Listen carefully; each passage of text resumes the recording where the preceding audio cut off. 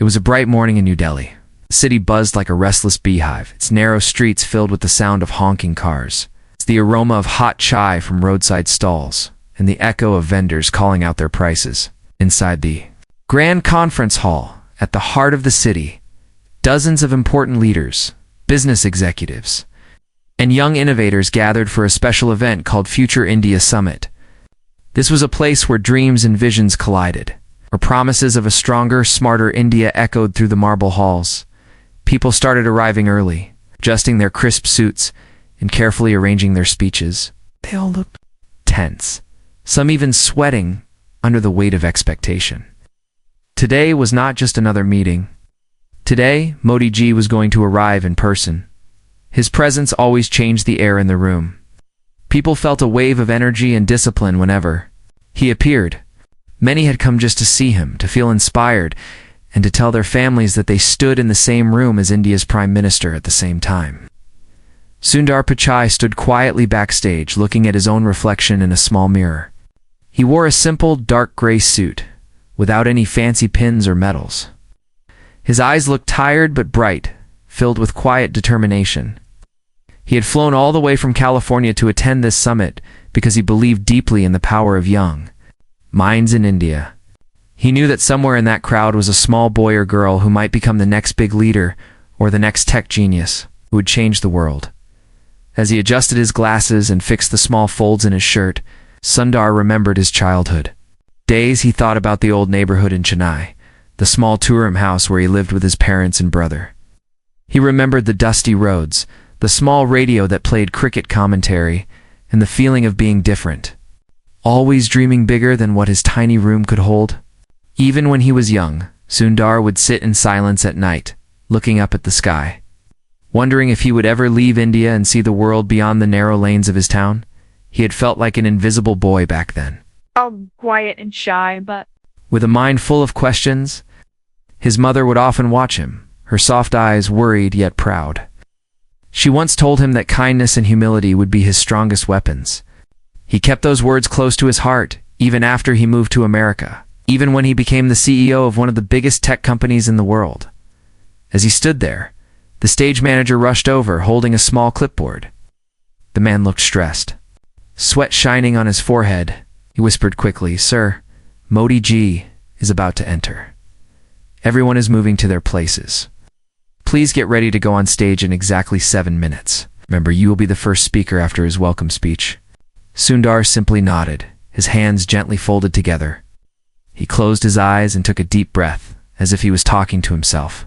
He whispered inside his mind, telling himself to stay calm, stay grounded, and remember who he truly was. Meanwhile, the audience inside the hall began to stand one by one. Whispers filled the air, and people craned their necks towards the grand wooden doors at the back. There was an electric tension, a kind of buzzing excitement that felt almost like a wave ready to crash on the shore. Everyone knew Modi ji's arrival meant the start of something big.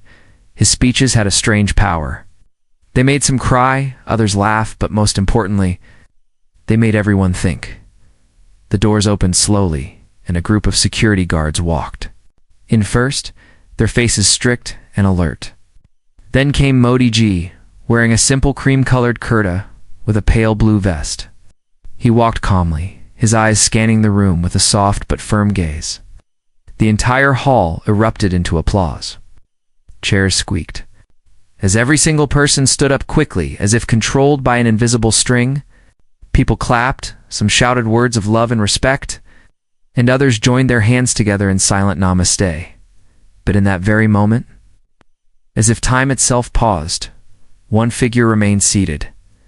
Sundar Pichai did not stand. His head was slightly bowed and his eyes seemed lost in deep thought. At first, no one noticed. The crowd was too busy focusing on Modi ji. But slowly, eyes turned towards Sundar, and a ripple of confused whispers spread like a sudden wind through dry leaves. A young woman in the front row gasped, pressing her hand to her mouth. An older man wearing thick glasses frowned deeply, shaking his head. Some young students looked at each other with wide eyes, unsure of what was happening. It felt like a delicate glass had been dropped on the floor, and everyone was waiting to see if it would shatter. Modi Ji continued walking to the stage. But his eyes had already locked onto Sundar. There was no anger on his face, only a deep, searching curiosity. When he finally reached the podium, he looked around and raised his hand, asking everyone to sit. The hall fell into a heavy silence, almost like the quiet before a big storm. People slowly lowered themselves back into their seats, their eyes darting between Modi Ji and Sundar Pichai, trying to read the invisible lines in the air. Modi Ji began to speak in a calm, steady voice. He welcomed everyone with warmth, his words flowing like a gentle river. He thanked the young innovators, the leaders, and the thinkers who had gathered there to discuss India's future. But as he spoke, he never looked away from Sundar Pichai. There was an unspoken question hanging in the air, heavy and sharp. Why did Sundar not stand? What was he trying to say? Is this a sign of disrespect? Or was it something deeper? In the back of the hall, journalists typed quickly on their laptops, their eyes wide with excitement. Photographers snapped photos again and again, capturing Sundar's still figure against the standing sea of people. Tweets started flooding social media with words like shocking, disrespect, and mystery trending within minutes. Inside his mind, Sundar felt a storm of thoughts. He thought about the values his mother had taught him. He thought about the importance of staying true to oneself, even when the entire world demanded something different. His decision to remain seated wasn't a statement against Modi Ji, but a quiet act of personal belief. A moment of deep reflection on what respect truly meant to him. As Modi Ji's speech continued, the audience felt like they were sitting on the edge of their seats. Every word felt loaded.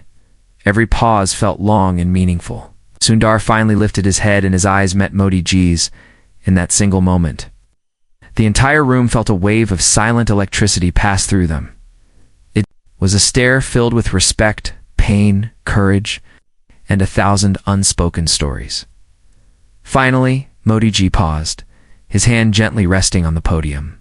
He took a deep breath and looked around the hall once more before returning his eyes to Sundar. A small, almost invisible smile formed at the corner of his lips.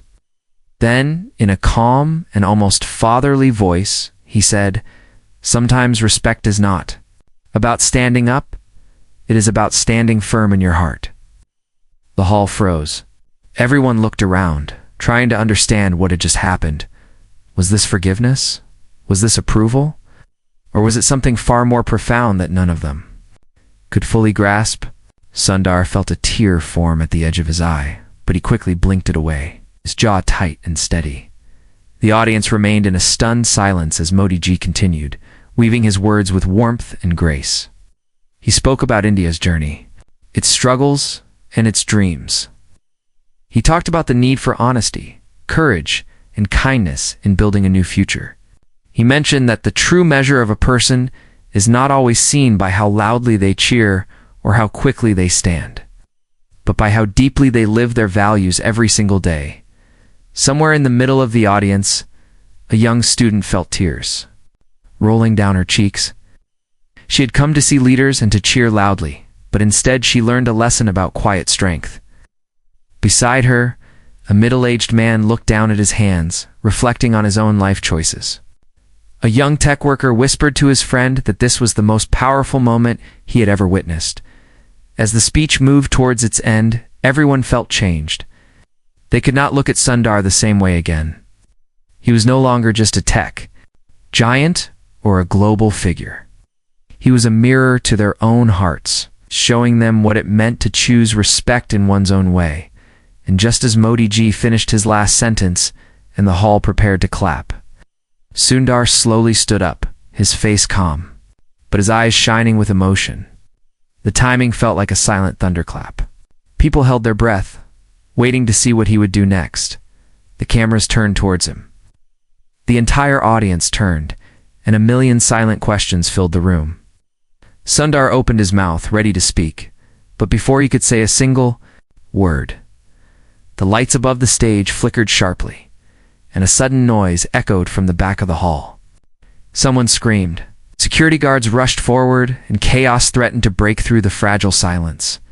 What had started as a quiet act of personal Truth was now turning into something no one could have predicted. And in that split second, the entire world waited to hear what Sundar Pichai would say next. As the echo of the scream traveled across the grand conference hall, a deep wave of fear spread among the audience like an invisible mist. For a moment, time seemed to slow down, every heartbeat echoing louder than the words of any speech. The people clutched the arms of their chairs, their eyes darting from the trembling ceiling lights to the shadows at the back of the room. It felt like the air itself had turned thick and heavy, pressing on everyone's chest. The security guards sprang into action instantly, their sharp eyes scanning every corner of the hall with trained precision. They moved in tight formations, signaling each other silently. The man who had screamed was now slumped against the wall, his face pale, his hand shaking as he pointed towards the door. A few nearby guests rushed to help him, their expressions twisted in panic and confusion. Someone tried to ask him what he saw, but the only thing that came from his mouth were half-formed words swallowed by terror. At the center of the stage, Modi Ji stood firm, his hands gripping the edges of the podium. His eyes calm yet deeply observant, swept over the chaos below. He didn't flinch or step back. Instead, he lowered his chin slightly, as though preparing himself for a wave that only he could see coming. His years of leadership had taught him how to remain still in storms, how to be a rock even when everything around him trembled.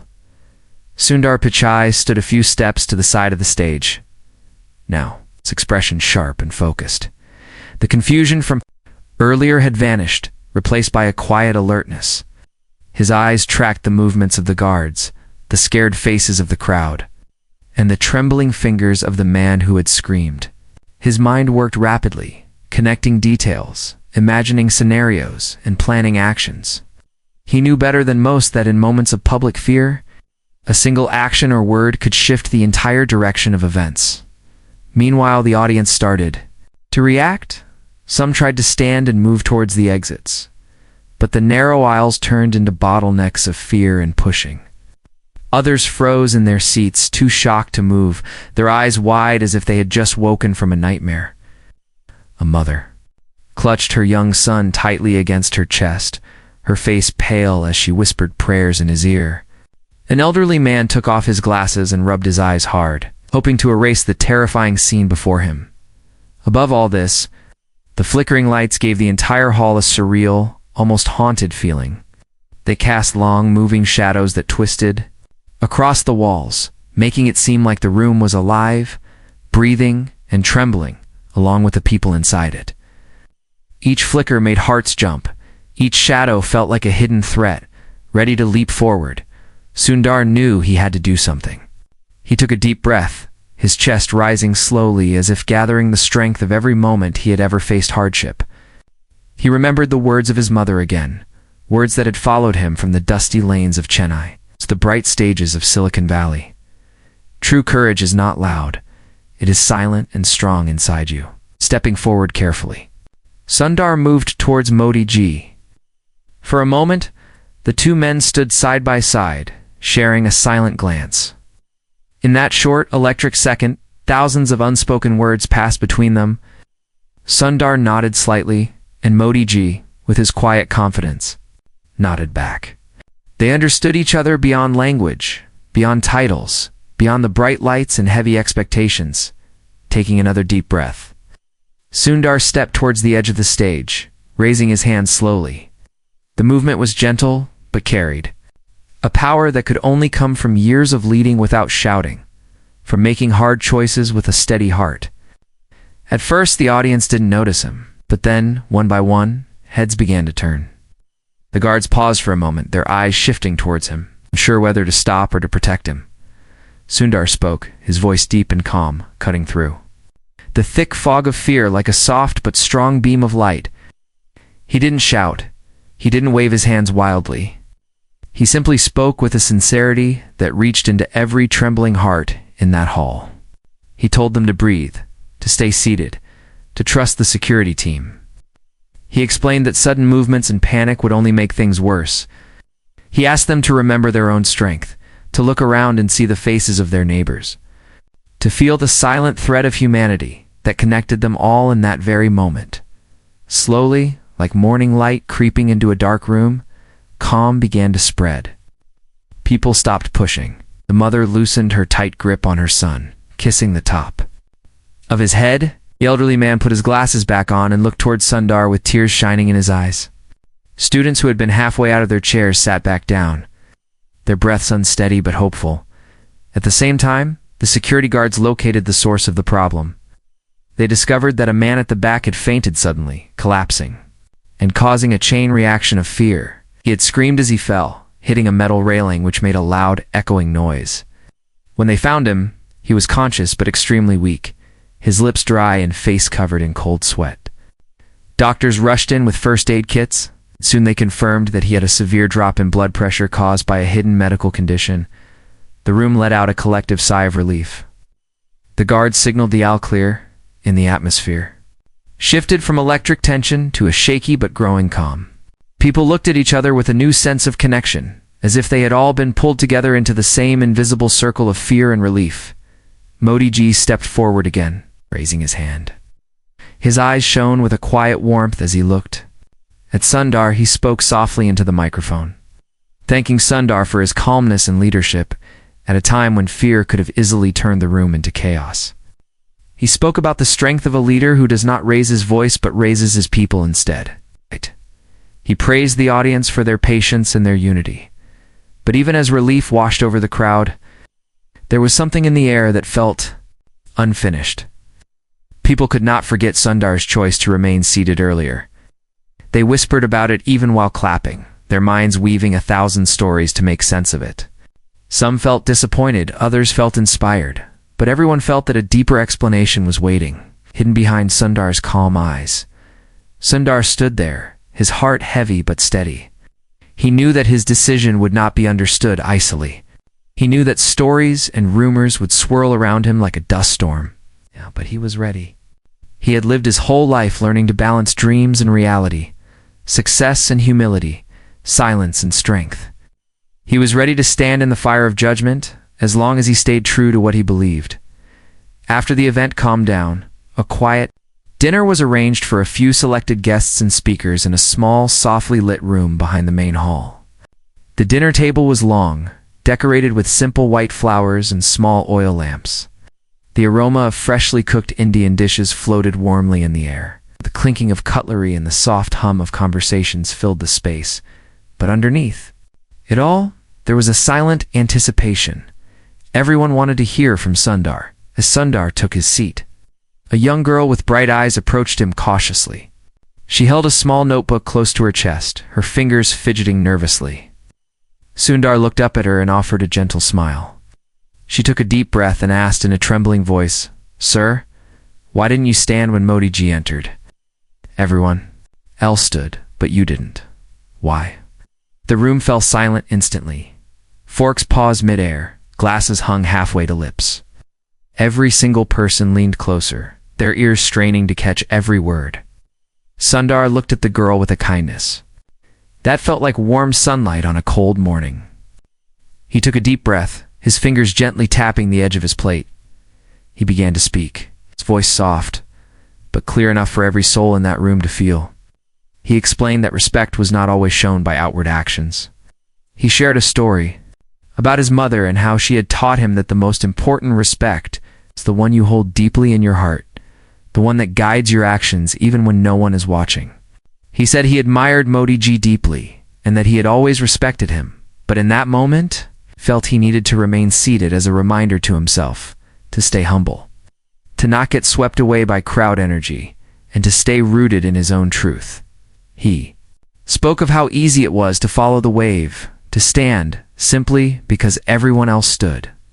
But he wanted to remind himself that true respect must first be felt inside before it is shown outside. He shared that he did not want to disrespect Modi Ji, but wanted to honor his own quiet promise to always question his intentions, to always be aware of his own heart.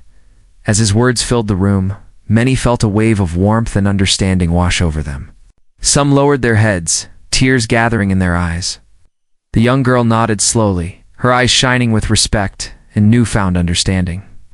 She carefully wrote his words into her notebook, her small hands trembling as she realized she was writing something she would carry for the rest of her life? Modi Ji, who sat at the far end of the table, watched Sundar with a gentle approving smile.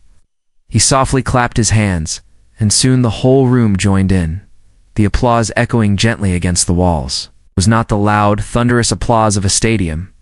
It was a quiet, deeply felt applause, the kind that grows from the heart and travels silently between souls. After the dinner, as people began to leave, Sundar stood near the door, saying goodbye to each guest personally. Many paused to hold his hand a little longer, their eyes filled with emotions they could not easily express. Some thanked him, some simply nodded silently. When the last guest left, Sundar stepped outside into the cool night air. He looked up at the sky, the stars scattered like tiny lamps in a vast temple ceiling. He breathed deeply, feeling a quiet sense of peace, but also knowing that tomorrow would bring more questions, more challenges, and more chances to stand firm. In his truth, just then, his phone buzzed softly in his pocket. He took it out and saw a message from an unknown number. It read, "You are not safe anymore. Your choice today has consequences. We are watching." Sundar felt a cold wave run through his body, but his face remained calm. He slipped the phone back into his pocket and continued to look at the stars, his eyes steady and unafraid. He knew that the real test was only just beginning, and deep inside, he felt the same whisper from his childhood days. Stay humble, stay strong. But what exactly did the message mean? Who was watching him? What danger was waiting in the shadows? As the quiet night wrapped around him, these questions floated in the air, heavy and unanswered. The night air in Delhi felt different after the dinner. It carried a strange mix of sweetness from blooming jasmine and a hint of dust from the roads. Still alive with honking rickshaws and late-night vendors, Sundar stood alone near the grand pillars outside the conference hall. His eyes lifted to the sky as if he was searching for some hidden answer among the quiet stars. The soft glow of the moon painted a faint silver line across his face, highlighting the quiet strength resting beneath his calm expression. The message he had received just moments earlier echoed in his mind like a drumbeat in a dark cave. Are not safe anymore. Your choice today has consequences. We are watching. He had read it again and again, each word sinking deeper into the corners of his thoughts.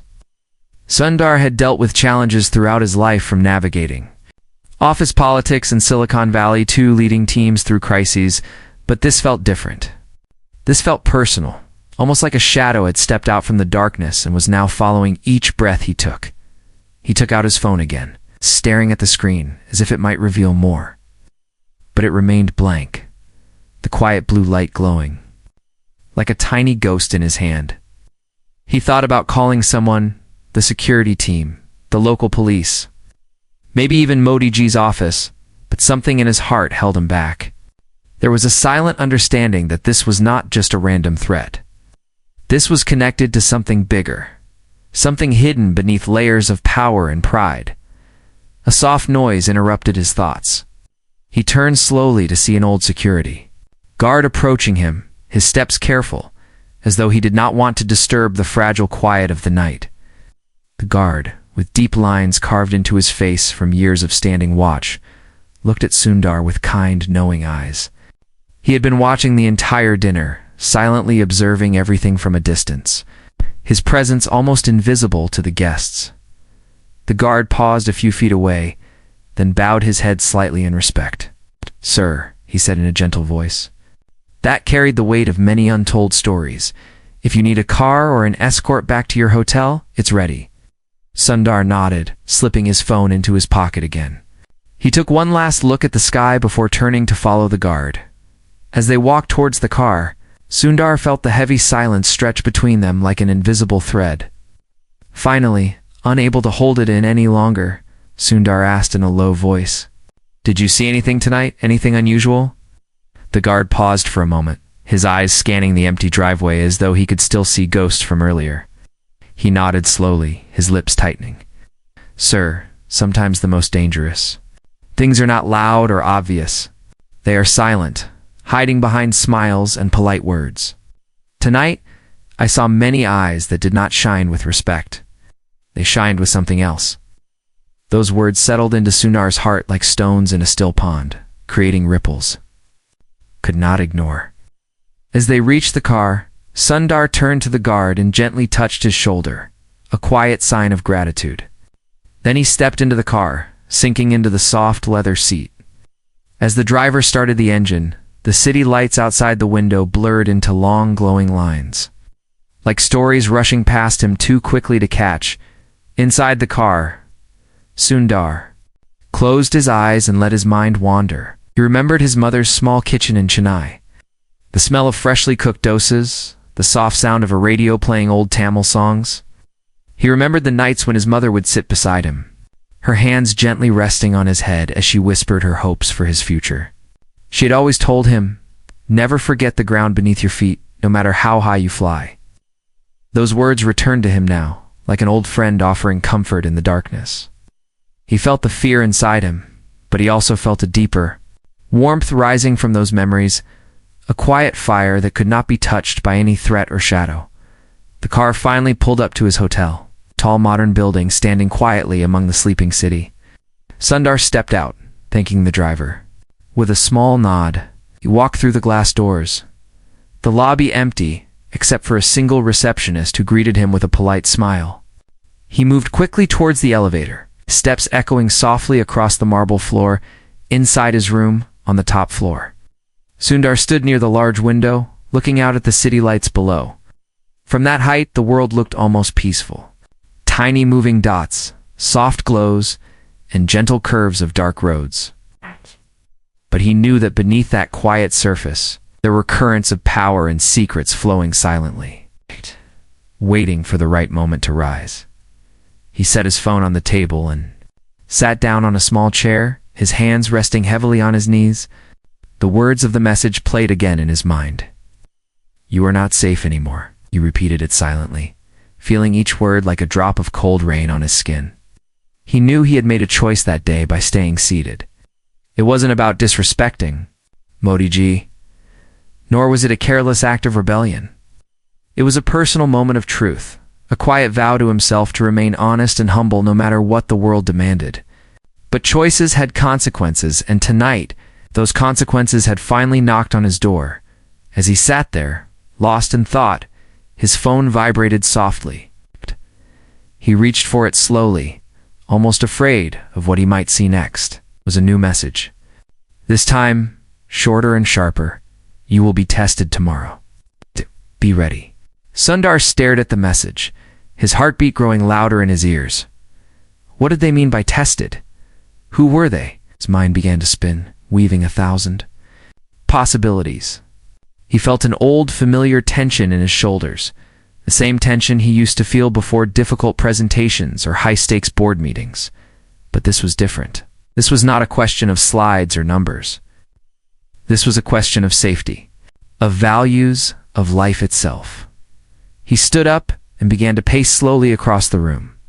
Each step felt heavy, as though he was walking through thick fog. He stopped near the window again and pressed his forehead against the cool glass. The city below felt distant, like a painting he could not touch. He closed his eyes, breathing deeply, trying to find the center of his storming thoughts. After a long while, he picked up his phone and opened his notes app. He began to type slowly, each word chosen carefully like stones laid on a path. He wrote about respect, about choices, about the quiet strength his mother had taught him. He wrote about his hopes for India, about his dreams for young children who might one day stand where he stood now. He wrote as though he was speaking to a future version of himself, a reminder for the day when doubts would try to steal his courage. Once he finished, he saved the note and closed his eyes again. He felt a gentle warmth spread inside his chest. Like a small candle flickering in the darkness, he knew that whatever test awaited him tomorrow, he had already taken the most important step tonight. He had chosen to remain true to himself. As the night grew deeper, Sundar finally lay down. On the bed, his eyes heavy, but his mind still restless. The city sounds faded slowly into the distance, replaced by the soft hum of the air conditioner and the occasional creak of the building settling into the night. He drifted between sleep and waking, his dreams filled with images of his mother, the conference hall, and the mysterious message. Somewhere in the early hours, he dreamt of walking down a long, winding road lined with tall trees. At the end of the road stood a small figure, his mother, wearing her simple sari, her face glowing with kindness. She raised her hand and pointed towards the sky, her eyes filled with a gentle light. Sundar felt tears stream down his face. In the dream, his feet moving forward even though he felt afraid. When he finally reached her, she placed her hand on his chest and whispered, "Stand firm, my son. The world needs your quiet fire." He woke up suddenly, his body covered in a cold sweat, but his heart beating strong and steady. He sat up, breathing heavily, his eyes wide open in the darkness. The dream felt more real than any message, any threat. He felt as though his mother had truly been there beside him, guiding him through the storm that was coming. He got up and walked to the window again, opening it slightly to let in the cool breeze, closed his eyes, and listened to the distant sounds of early morning prayers rising from a nearby temple. The soft chanting floated up to his room like a gentle wave, washing over his restless mind. In that moment, he felt a deep peace settle into his bones. He knew that tomorrow would bring challenges, but he also knew that he would face them not as a powerful CEO or a public figure, but as a simple son of a mother who had taught him the true meaning of strength. As the first light of dawn began to spread across the sky, painting it in gentle shades of pink and gold, Sundar stood quietly, his eyes reflecting the glow. He felt small in front of the vastness of the sky, but also deeply connected to something greater. He pressed his palms together softly in front of his chest, whispering a silent prayer, not for protection from danger, but for the courage to stay true to his heart no matter what came his way. In that silent, holy moment, he understood that real power was not in controlling the world outside, but in staying strong within. He knew that tomorrow would be a new chapter and that he would have to walk into it alone. But he also knew he was not truly alone. He carried the voice of his mother, the love of countless strangers who believed in him, and the quiet light of his own spirit. As the sun rose higher, flooding his room with soft light, Sundar turned away from the window and began to prepare himself for the day ahead. He picked up his phone one last time, reading the mysterious message again. His eyes stayed calm, his hands steady. He placed the phone on the table and whispered to himself, "I am ready." What awaited him in the hours to come? Who would stand by him, and who would try to break him? What did tested truly mean? These questions lingered in the air like morning mist, waiting to reveal themselves in their own time. And somewhere in the shadows of the city, unseen eyes watched, waiting for the moment to strike. The morning sun spread across the city like a soft, golden blanket, slowly pushing away the darkness of the night. The narrow streets of Delhi woke up with their usual orchestra of sounds, the call of chai vendors, the rhythmic sweeping of old brooms against dusty sidewalks, the low hum of early prayers echoing from temples and mosques alike. Life began to unfold again, each moment tying itself to the next in an endless dance of ordinary miracles. Inside his hotel room, Sundar Pichai stood quietly by the mirror, buttoning his simple, crisp white shirt. He moved slowly, each motion filled with deliberate calm, as if he was dressing not just his body, but his spirit for what awaited him. His eyes, though focused on the small folds of his collar, seemed to look far beyond the glass, into hidden rooms of his mind, where courage and fear wrestled like old rivals. He remembered the message from last night. "You will be tested tomorrow. Be ready." Those words had followed him into his dreams, wrapping themselves around every breath, every heartbeat. Now, as the first rays of sunlight stretched across his face, he felt a strange mix of peace and tension. He knew today would not be just another day of polite meetings and public smiles. Today was a crossroad, one that could bend the path of his life in ways he couldn't yet see. He picked up his phone one last time before leaving the room, scrolling through messages from colleagues, family, and friends. Among them, he found a short voice note from his mother. Her voice filled with warmth and unbreakable tenderness. Said, "My son, wherever you go today, remember that no test is greater than the truth in your heart. Walk steady, even if the ground shakes under your feet." He closed his eyes, listening. to her words again and again, letting them sink deep into his bones like rain into dry earth. When he stepped into the lobby, the staff greeted him with gentle bows and shy smiles. But he noticed a difference in their eyes, a mixture of pride and worry, as if they too sensed the invisible storm gathering around him. He nodded politely, offering a soft smile that hid the silent weight pressing against his chest. Outside, a sleek black car waited for him, its polished surface reflecting the morning sky. As he approached, his security detail stepped forward, scanning the area with sharp, watchful eyes. The head guard, a tall man with a thick mustache and deep lines across his forehead, opened the door and said in a low, firm voice, "Sir, we will be with you all day. Please let us know if you feel anything unusual." Sundar nodded, stepping into the car with a quiet grace. As they drove through the awakening city, Sundar watched the scenes pass by, children in worn uniforms walking too. School with heavy bags, an old woman lighting incense sticks outside a tiny temple, young boys selling newspapers at a busy intersection. Each face carried its own story, its own silent battle, felt a deep connection to them, an invisible thread binding him to every heartbeat in this vast, chaotic city. The car finally arrived at the venue for the day's main event, a large, open auditorium surrounded by sprawling gardens, where thousands of young innovators and entrepreneurs had gathered to hear him speak. Colorful banners fluttered in the warm breeze, carrying words like dream, create, and transform. Ow. The excitement in the air felt almost electric, vibrating through the ground and rising into the brightening sky as Sundar stepped out of the car. A wave of applause washed over him. Students cheered, some holding handmade signs with his name, others stretching their hands forward as though hoping to touch a small piece of his story. He walked slowly through the crowd, his eyes meeting theirs, each glance an unspoken promise that their dreams mattered, that their voices were heard. Inside the main hall, the energy shifted. The laughter and cheers turned into a focused, expectant silence. Sundar walked up to the stage, his footsteps echoing softly against the polished wooden floor.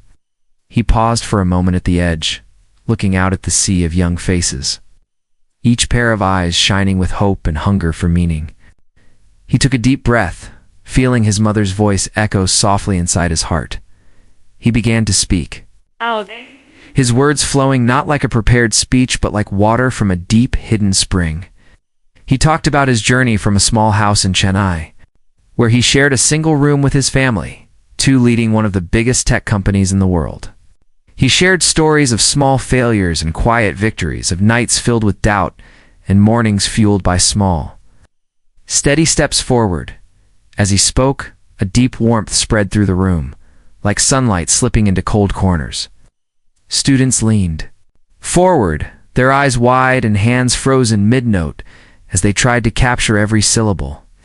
Some nodded silently, others wiped tears from their cheeks, each word striking a chord that vibrated far beyond the walls of the auditorium.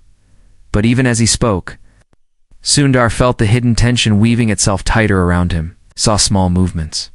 At the edges of the room, a group of men in dark suits whispering urgently to each other, security personnel shifting their positions, eyes scanning the crowd with restless urgency. He felt the unseen hand of the message from last night tightening its grip, the silent promise of a test looming larger with each passing minute. Near the end of his speech, as he paused to sip water, he noticed a young man in the second row stand up abruptly.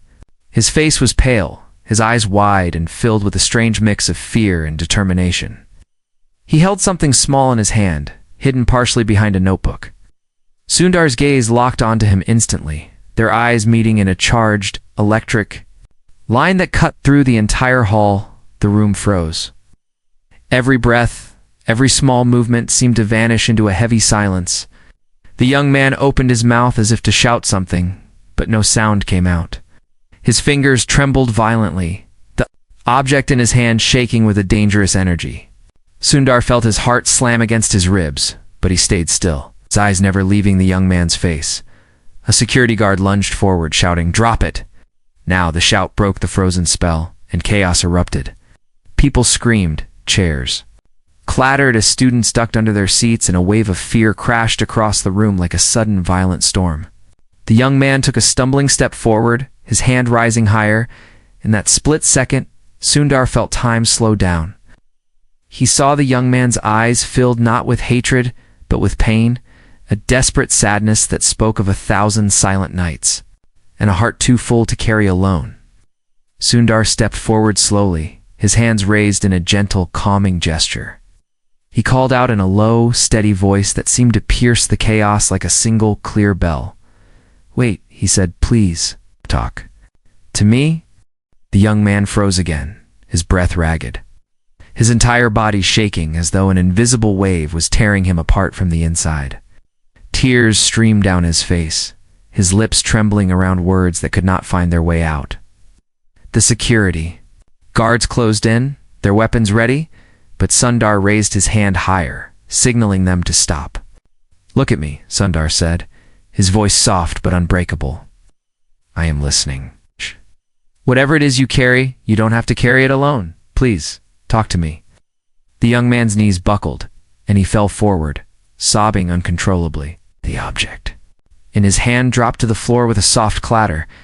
It was a small recording device, not a weapon as everyone had feared. The room held its breath, the screams fading into stunned silence. Security guards rushed to the young man, lifting him gently and pulling him away, their eyes wide with relief and confusion. Sundar stood still, his hands trembling slightly as the rush of adrenaline slowly seeped from his body. He felt tears sting his eyes, a deep sadness wrapping around his heart like a heavy shawl. He turned to the crowd, their faces pale and shocked, and he took another deep breath. "This is what I meant when I spoke about listening," he said, his voice cracking but strong. "We are so quick to judge, to label, to fear, but sometimes all someone needs is to be heard, to be seen. Today, we were given a chance to see that even the loudest cries can come from the quietest hearts." Slowly, applause began to rise, shaky at first, but growing into a deep, thunderous wave. Students stood, some hugging each other, some wiping tears from their faces. Security guards lowered their weapons, their shoulders dropping as relief spread through the hall. Modi Ji, who had been watching from a private area above, stood silently, his hands clasped in front of him. Glass glistened, and a small, almost invisible nod passed across his face.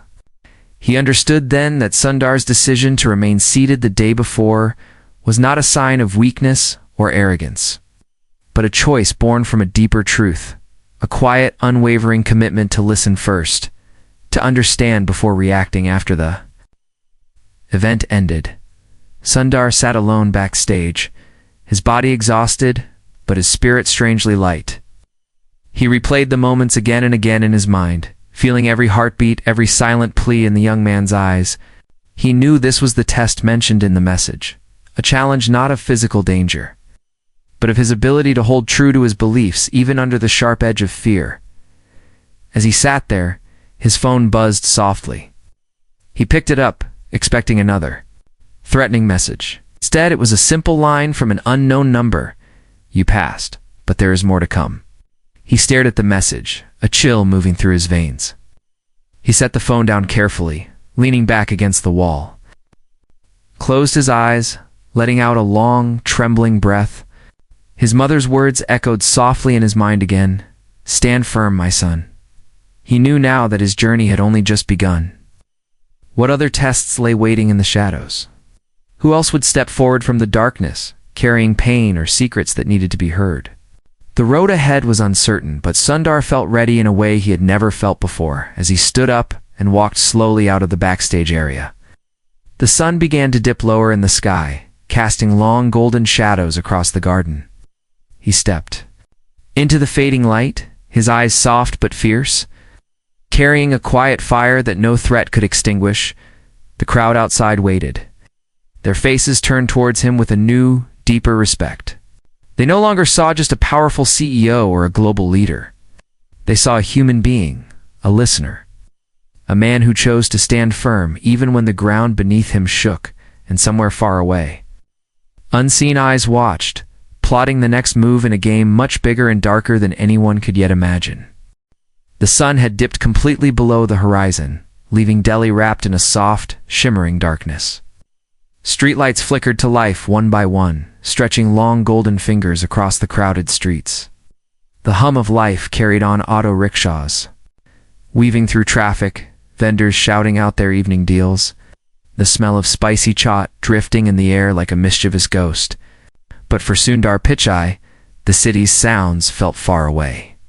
Muffled beneath the heavy echo of the day's events, he sat in the back seat of the black car, his head leaning lightly against the window. The glass felt cool on his forehead, but it did little to quiet the storm in his mind. Each scene from earlier replayed over and over the young man's trembling hands. The silent scream behind his eyes, the heavy weight of almost losing him to misunderstanding and fear. Sundar had seen many crises in boardrooms, many tough calls and impossible decisions, but this felt different. This felt like a moment that touched something deeper inside him, something almost sacred. He closed his eyes and remembered his mother's voice, a warm and strong even in the smallest whispers. She had always taught him that leadership was not about standing above others, but about standing beside them, carrying the weight of their pain when they could no longer carry it alone. A true leader listens to the unspoken words, sees the invisible tears. She had said once while cutting vegetables in their tiny kitchen in Chennai. He had nodded back then, not fully understanding. But now, those words shone like a lantern in a dark cave. The car stopped suddenly at a red light.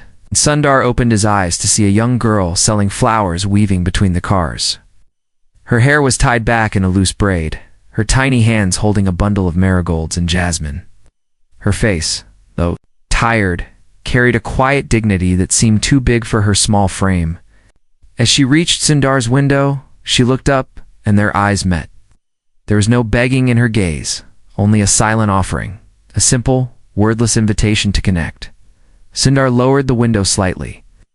She held out a small garland, the flowers. Still fresh and glistening with droplets of water from her careful morning preparation, Sundar took it gently, pressing a few notes into her hand. But as she turned to leave, he called softly, "Wait." She paused, looking back, her eyes wide and questioning. Sundar smiled, lifting the garland to his nose and inhaling deeply. "These are beautiful," he said, his voice carrying the warmth of a late evening breeze. The girl's face lit up with a shy, fleeting smile before she darted off to the next car. As the car rolled forward again, Sundar held the garland carefully. In his lap, the scent of jasmine filling the air around him like a protective halo.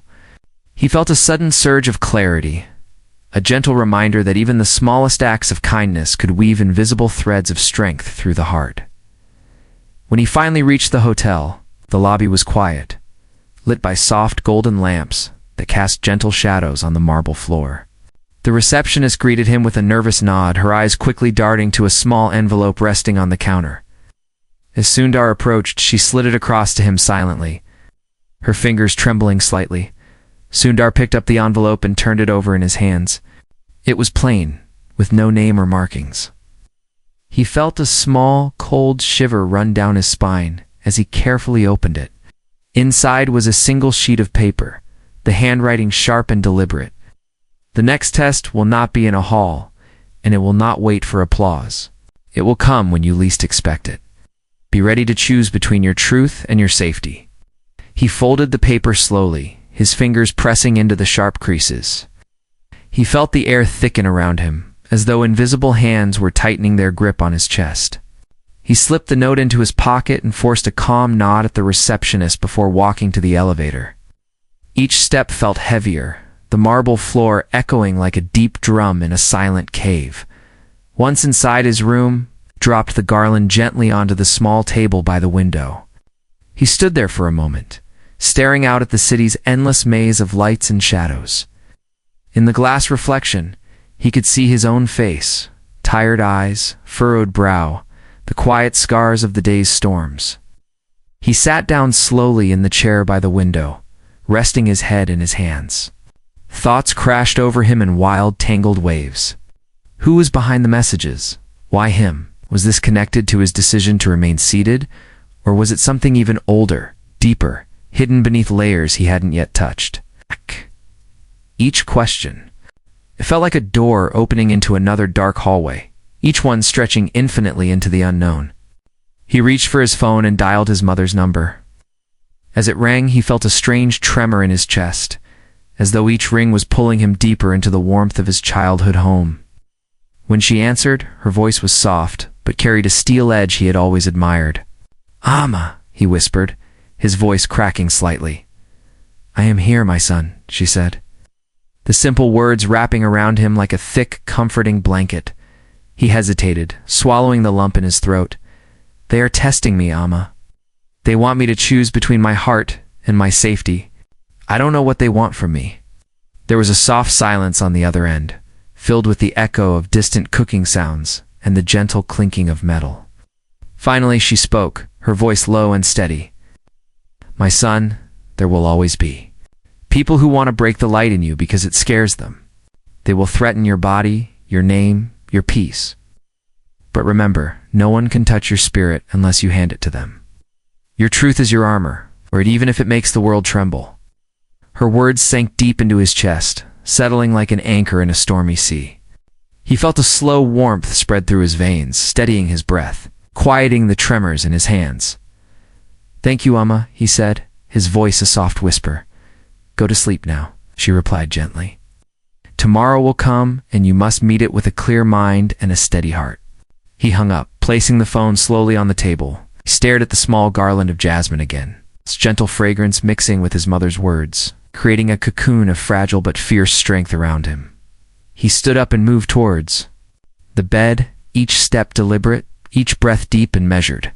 He sat on the edge of the mattress, feeling its softness beneath him, a small comfort in a world suddenly filled with hard edges. He closed his eyes and let his mind drift to the memory of early mornings in Chennai, the sound of roosters crowing, his mother's soft humming from the kitchen, the gentle warmth of the first sunlight touching his face. As he lay down, he pulled the blanket up to his chin, the fabric cool and smooth against his skin. His eyes fluttered open one last time, scanning the dark corners of the room, as though expecting shadows to step forward. But instead, he felt a deep, gentle quietness settle into his bones. He closed his eyes again, letting the waves of exhaustion carry him slowly away.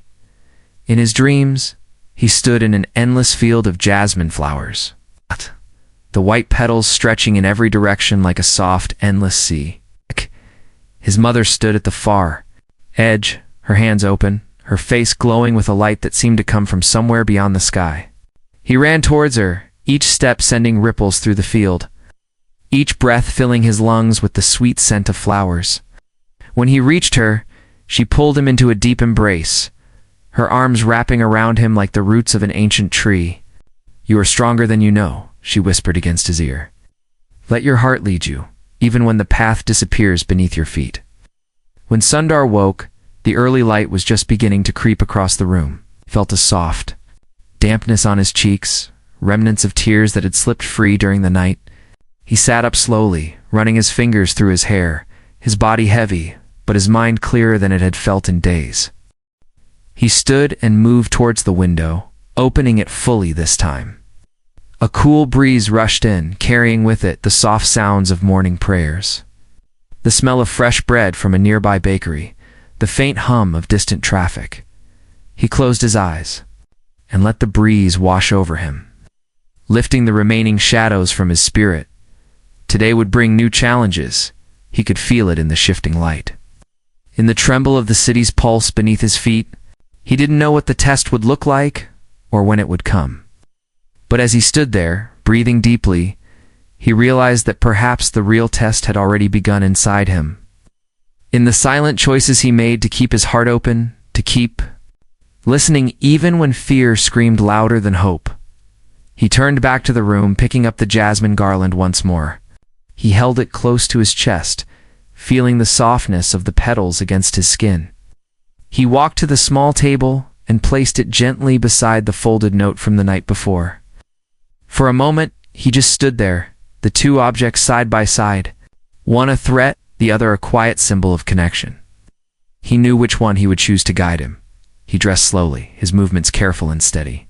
Each button felt like a small prayer, each fold of fabric a shield woven from his mother's words and his own quiet resolve. When he was ready, he looked in the mirror one last time, saw a man marked by long journeys, by quiet fights no one saw, by small victories only he could feel. But he also saw the unbreakable thread of kindness running through it all. A silent, shining line that nothing could sever. Just as he reached for the door, his phone buzzed again. This time, it was a video message. His fingers trembled slightly as he tapped it open. The screen lit up, and his eyes widened. There, in a dimly lit room, was the same young man from the auditorium, the one who had stood trembling with the recording device. His face was bruised, his eyes red from crying. Behind him, two shadowy figures stood silently, their faces hidden beneath dark scarves. The young man spoke, his voice shaking. They want me to say this. They said if I don't, they will. They will hurt my family. They want you to stop speaking about listening. They want you to stand down. Or else the screen went dark. Sundar stood frozen, the phone still warm in his hand, his breath caught in his chest like a trapped bird. He felt a wave of nausea rise, his heart pounding so hard it echoed in his ears. He closed his eyes and pressed his free hand against the wall, trying to ground himself in the solidness beneath his fingers. The test had come. Not in a public hall, not with cheers or applause, but in the quiet, cruel shadows where pain was used as a weapon, where kindness was seen as a threat. He opened his eyes slowly, his gaze sharp and unwavering. He felt the old fire inside him, flare to life, a steady, quiet flame that no threat could snuff out. He knew now more than ever that he could not turn back, could not silence the truth he carried in his heart. He whispered softly to the empty room, "I will not stand down." And somewhere deep inside, he heard his mother's voice echo back, strong and unwavering. The morning sun rose slowly over Delhi, spreading a pale golden light that softened the sharp edges of buildings and washed the sky in delicate shades of orange and pink. It looked like any other morning to the thousands of people who stepped out of their homes, shopkeepers setting up their stalls, children in uniforms rushing toward school buses, old men gathering at tea shops for their first sip of hot chai. But inside Sundar Pichai's hotel room, the day had already begun with a silent storm that threatened to swallow him whole. He stood by the window, the video message still heavy in his mind, pressing against his chest like a stone he could not move. The young man's trembling voice echoed again and again, "They want you to stand down. Or else." Sundar watched the sun climb higher, each ray of light falling across his face, highlighting the lines of worry and the quiet strength hiding beneath. He knew there was no choice to make, not really. He had already chosen the moment he decided to stay seated that day, the moment he promised himself that he would always stand firm in his truth, even when the world demanded otherwise. He turned away from the window and looked at the jasmine garland lying on the table, its petals slightly wilted now, but still holding the gentle scent of faith and resilience. Beside it sat the folded note, the sharp words of threat now feeling smaller, almost pitiful, compared to the soft power of those white flowers. He picked up the garland and held it close to his face, breathing in deeply. In that simple act, he felt his mother's presence so strongly that it seemed she stood beside him, her hands resting gently on his shoulders. He dressed slowly, each piece of clothing feeling heavier today, as though they were layers of armor being carefully fitted over old scars. His movements were precise, each button closed with quiet resolve. When he looked in the mirror, he didn't see a global CEO or a public figure. Saw a son carrying his mother's lessons, a man who had chosen to listen deeply to the world, even when the world tried to silence him. Just as he finished, his phone buzzed again. This time, it was a live call from an unknown number. His fingers hovered over the screen for a long moment before he finally answered. The video opened to reveal the young man again, his face even more bruised, his eyes red and hollow. The two shadowy figures stood behind him, silent and motionless. "Please, please," the young man choked, his words barely forming. "They want you to say it publicly. That you will stop speaking about listening, about standing firm. They Want you to tell everyone that you were wrong? Sundar felt his heart twist painfully, as though 1,000 tiny hands were squeezing it all at once. He looked at the young man, his own reflection faintly visible on the screen. For a moment, everything else, the walls, the noise outside, the future, fell away, leaving only this fragile connection between two souls, caught in a storm much bigger than either of them. I can't, Sundar said softly, his voice trembling but clear. If I do that, I won't just betray myself. I will betray every young dreamer, every quiet heart trying to find the courage to be true. The young man shook his head desperately, tears falling like rain. They will hurt my family. Please. Sundar felt a wave of despair crash over him. He wished he could reach through the screen, pull the young man into his arms, and protect him from every shadow waiting to consume him. But he knew that promises alone could not save him now. There had to be something more, something deeper than words, something stronger than fear. Sundar closed his eyes and breathed deeply, calling forth every lesson his mother had ever given him, every moment he had faced alone, and come out stronger. He opened his eyes slowly and looked straight into the camera. Listen to me, he said, his voice low and steady. I will not let them define this moment for us. I will not give them the power to use fear as a weapon. But I promise you this. I will not leave you alone. I will come to you. The young man's eyes widened in shock, a fragile hope flickering behind the pain. The call cut abruptly, the screen going black. Sundar stood frozen for a moment, his breath caught in his throat.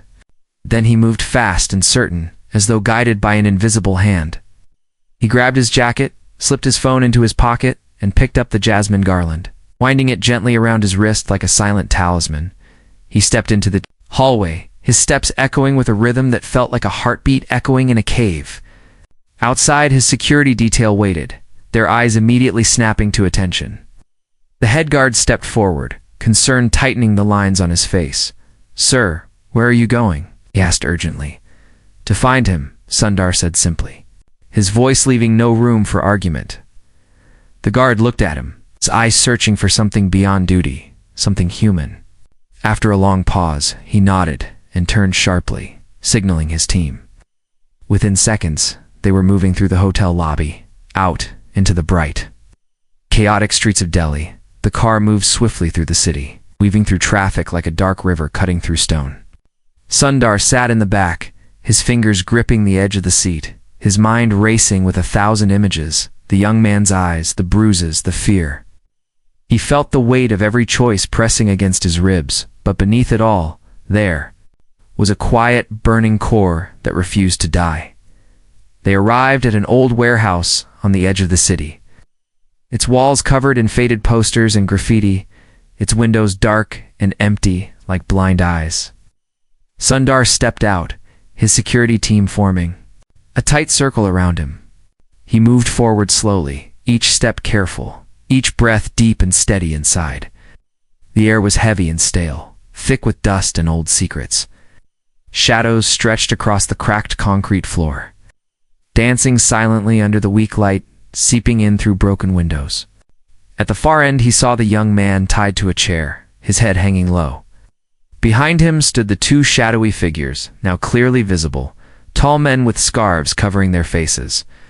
Their eyes sharp and watching. As Sundar approached, one of the men stepped forward, his voice a harsh whisper that echoed across the empty space. You should have stayed quiet, he hissed. You should have chosen safety over pride.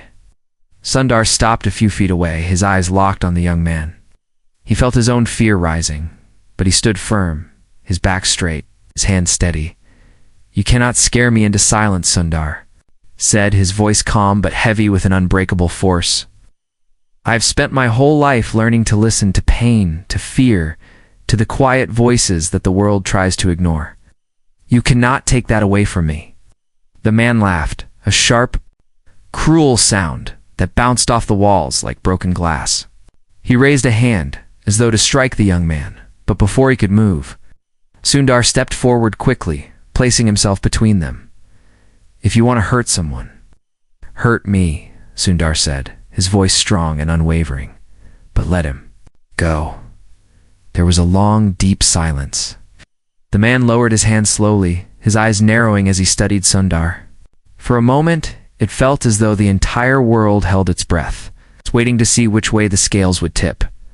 Finally, the man stepped back and nodded to his partner. They moved quickly, untying the young man and pushing him roughly towards Sundar. The young man stumbled forward, collapsing against Sundar's chest. Sundar wrapped his arms around him tightly, holding him as though he was holding a piece of his own soul. The men turned and disappeared into the shadows, their footsteps fading like a bad dream. Sundar stayed there, holding the young man until his shaking began to slow, until his sobs turned into deep, ragged breaths. When they finally pulled apart, the young man looked up at Sundar, his eyes filled with a mix of gratitude and disbelief. "Why did you come for me?" he whispered, his voice raw and broken. Sundar placed a hand gently on his cheek, his thumb, wiping away a tear. "Because no one deserves to be left alone in their pain. Because you mattered more than my safety, more than my reputation. Because you are worth it." The young man collapsed into his arms again, and Sundar held him, feeling the quiet, powerful truth of that moment settle into his bones. He knew then that he had passed the true test, not the one given by threats or violence, but the one given by life itself.